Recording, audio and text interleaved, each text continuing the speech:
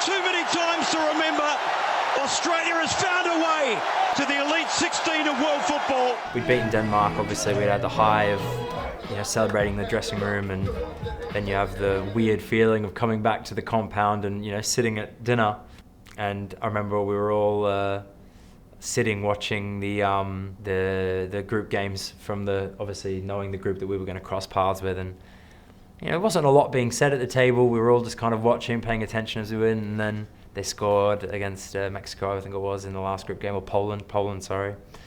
And they scored, and you just saw the glances start to kind of go around the table it's gonna be, that's how it's gonna be. And it was I don't know, as I say, it wasn't overly, we didn't make a massive deal of it, but it was all kind of that little look at each other, that glance of right, yeah, that's how it's gonna go. When I found out we were playing Argentina, my head was gone, man. I just remember thinking, wow, Lionel Messi, you know what I mean? There's a chance to see him on the pitch, and the fact that we were playing against him, all these top players was, it was unbelievable. I feel like that's what we wanted as well. We wanted to play the best. So I think everyone was happy, everyone was excited. We were right up for it. As I said, we knew there was a top team, the best player in the world's in there. But as I said, we still had that inner belief where we thought we can go and ruffle their feathers. We had a lot of confidence. I think we took confidence from the Saudi Arabia game where they were beaten. But the fact that the game was only a couple of days apart, it was two to 3 days gap in between. So we know that they're an exceptional team, and obviously have probably one of the great, if not the greatest player of all time with Lionel Messi.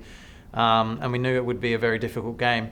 But like any other game, we went in with confidence. I think we had a lot more confidence than going into the France game, coming off the back of the 2 wins and progressing, and especially against Denmark, who at the time were inside the top 10 nations in the world. It was a case of what an opportunity we've got here, because no one expected us to do anything in the group stage. Certainly no one's going to expect us to do anything against Argentina. And yeah, obviously we knew that they had the best player in the world. He's probably ever played the game of football anyway. And we knew it was going to be so difficult. We knew we were going to have to up our game even more than what we had done in the previous games. We knew we were going to have to be more switched on and more concentrated, but then we wouldn't get many chances, and the chances that we'd have to capitalise on them. It's funny, again, the Messi experience, and there's not many people that walk into any room and it's just theirs, I remember when he walked into the tunnel, and you got the kids on either side and everything, and media and the referee, and all eyes are on him. It's just totally, it's such a bizarre experience. It is like having another worldly figure in the room. And but yeah, for us with with their fans and the pressure, we're used to that. We had it against Peru in the playoffs. We've had it in a number of different ways. It's almost the way we like it, to kind of have that up against us, to kind of use it and feed us. The Argentinian fans were insane. And just their reaction to even how they support Messi. I saw one moment when I was on the pitch and we had to defend a corner, and he was just walking with the ball to take the corner, and all the Argentinian fans are just praising him like he's a god. I was starstruck a little bit, but once you cross that white line on the pitch, I feel like you get into the mode, and you just see him as another footballer and as kind of the opponent. We started really well again. The first 25 minutes, thought we were the better side. Created a few kind of half chances, a lot of possession, looked comfortable in the game, and then obviously Messi goes and scores, goes 1-0 up. But then we were always in the game. I think that was the message at half time. It was stay in the game, stay in the game. You're always going to get a chance. You're always going to get an opportunity. And obviously the game got stretched, and then we go 2-0 down, and it's well, we've got kind of 15-20 minutes. What is there to lose? Let's just go for it. We did the best thing that we could do, which was approach it like any other game. We knew the football romantics around the world of Messi and Argentina, and what was kind of how all the eyes were going to be on it in that way. the balls came over to the side that I'm on when I was warming up, and Messi was there and ''𝐲𝐿𝐤𝐤, and they got in a bit of a tussle, and ''𝐲𝐿𝐤𝐤 is went up head to head with Messi, and I was right there, and I thought, I've got to jump in for my boy ''𝐲𝐤𝐤. So I remember kind of going over, and I've been like, oh wait, try to split up, and then I've just looked Messi in the eye and just thought, nah, I'll just leave it. He's the GOAT. You know what I mean? I just thought he just looked at me in the eye, and I just looked away like that. All right, mate. But ''𝐲𝐿𝐤𝐤, he always stands up for himself, and he was getting stuck right in there. I thought it was good. It showed, the team, and also, the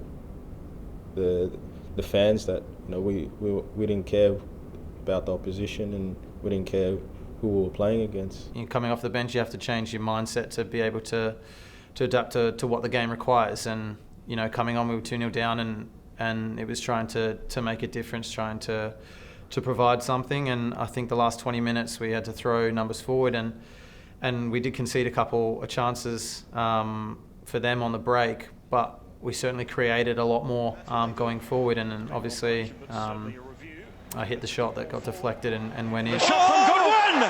It's in for Australia!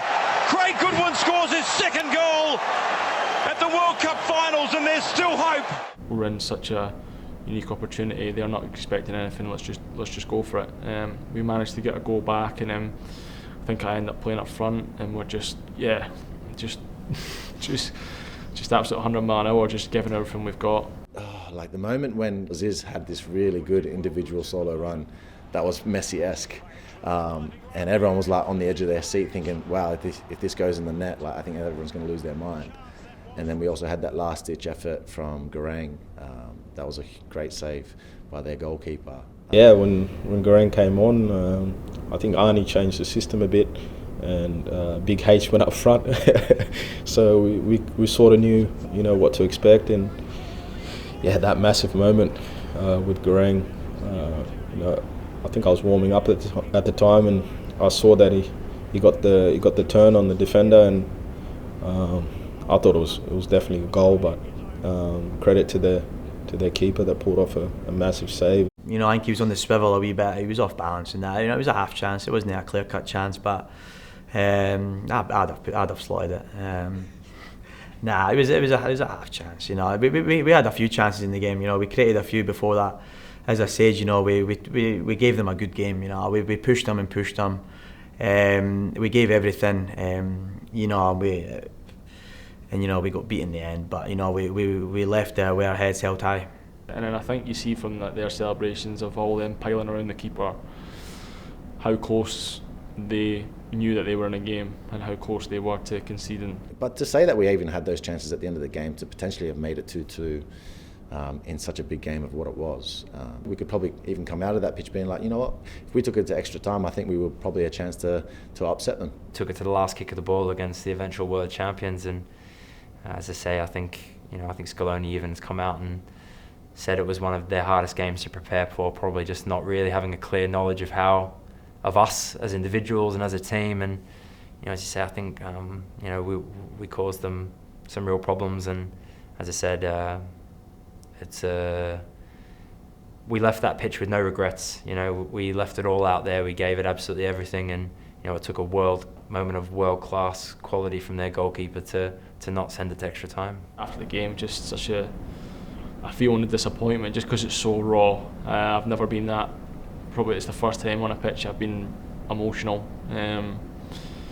Just disappointed seeing how much the lads have put into it, and all the backroom staff as well, how much everybody was invested in it. And obviously 3 days ago, having the best moment of your life, going right down to probably the worst moment on a football pitch in your life. It's such a contrast of emotions and feelings, but I think that was one thing, going back to the culture, for a group to kind of go through that and experience that together is only going to make us stronger going forward. And I think we've got to use that again leading into this campaign, obviously starting with the friendlies coming up and going through to the Asia Cup, and then hopefully the World Cup in a few years' time.